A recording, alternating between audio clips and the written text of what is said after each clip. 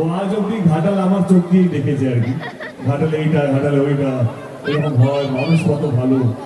তো আজকে ঘাটালে তোমার পূর্ণভাবে কি বলবো, মানুষের সঙ্গে আলাপ হচ্ছে, দেখা হচ্ছে, কেমন লাগছে ঘাটালে এসে? আমি খুব ভালো আছি।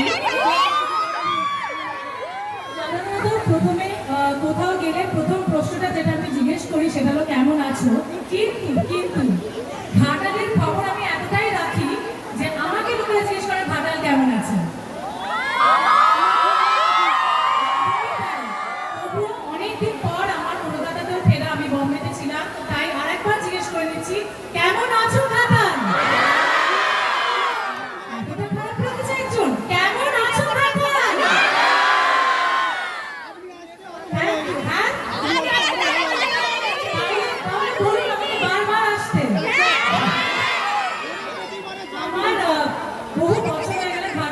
গল্প শুনি ঘাটাল থেকে, এত আমি প্রচন্ড খাদ্য রসিক, আমার ভীষণ মিষ্টি খেতে ভালো লাগে।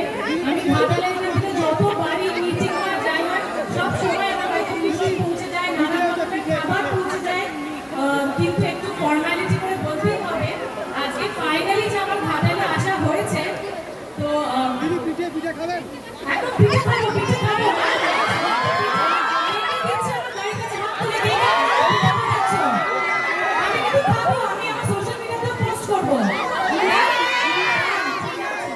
কিন্তু তার আগে আমি বলে দিই, এটা তো বলতে হয়, কিছু করার নেই, অভিনেত্রী। না না দাঁড়ো,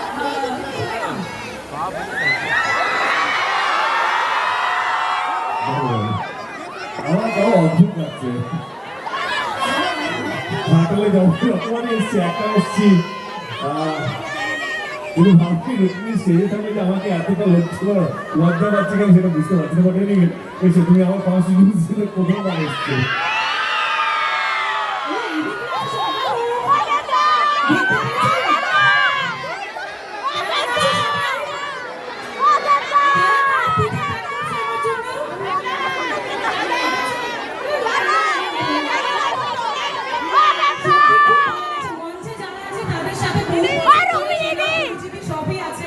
অনেক কথা শুনেছি, কিন্তু এখানে এসে আমাকে বলতেই হবে যে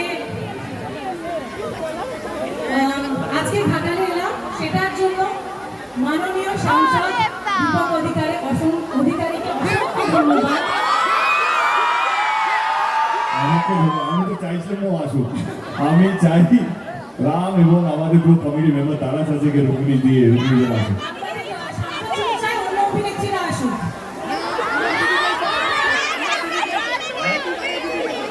আচ্ছা আমি সামনে বছর নিয়ে আসবো,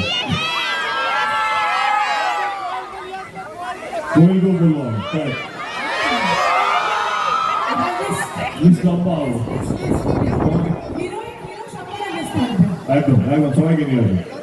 থ্যাংক ইউ সো মাচ এইভাবে আপন করে নেওয়ার জন্য, এবং শুধু এই ভালোবাসা আমার জন্য নয়, দেবের জন্য যে এতটা ভালোবাসা আমি এতগুলো মাননীয় সাংসদ দীপক অধিকারী একটা সিনেমা বলতে ঘাটালে হওয়া দরকার।